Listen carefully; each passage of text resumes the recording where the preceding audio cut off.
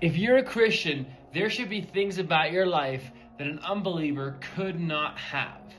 That means they would be impossible for them to have. That means, I got over a porn addiction, or I, started eating better. I started working out. The chemotherapy worked, and I was healed of cancer. Like, those aren't things that are gonna, there's no difference between a believer and an unbeliever. There's gotta be things in your life that are different that an unbeliever would not be capable of doing. That's the kind of thing. And why is that? Because if they're just things that anyone else could do, God doesn't get any glory.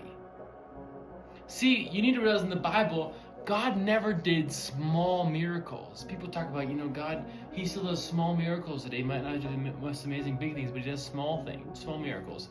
And let me tell you, obviously God can work through small things, but if you look at the Bible, God always provided above and beyond what people would even could ask or imagine. For example, they're at the Red Sea, right? The Israelites, and there's mountains on both sides. The Red Sea's in front of them, so they can't go through, and the Egyptian army is closing in on them from behind.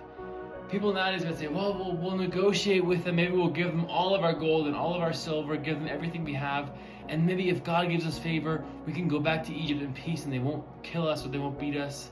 Oh, and then they say, that was a small miracle. No, you know what God did? He sent them out of Egypt with all the Egyptians' gold. They gave them their stuff, literally. It says there was not a sick among, not a feeble one among them. That means everything that they had was lasted. They were fed with bread from heaven, manna, literally. Their shoes didn't wear out for 40 years in the desert. God split the Red Sea so they could walk through it. Don't you realize?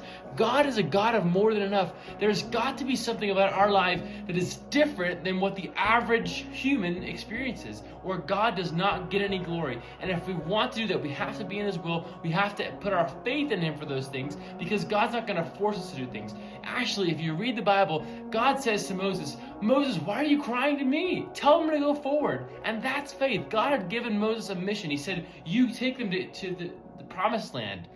And any obstacle that goes in between you and what God's called you to do, you speak to it, you command it, you say no. You don't need to pray to God about it. God said, don't cry to me. You command them to go forth. And he stretched forth his rod, and the sea parted. So if you're having resistance, something that God's called you to do, don't fret, don't worry about it. If you know that God's called you to do it, you speak to it and you command it to move, and you walk in faith and you go forward and you get the victory for Jesus so that God gets the glory in Jesus' name.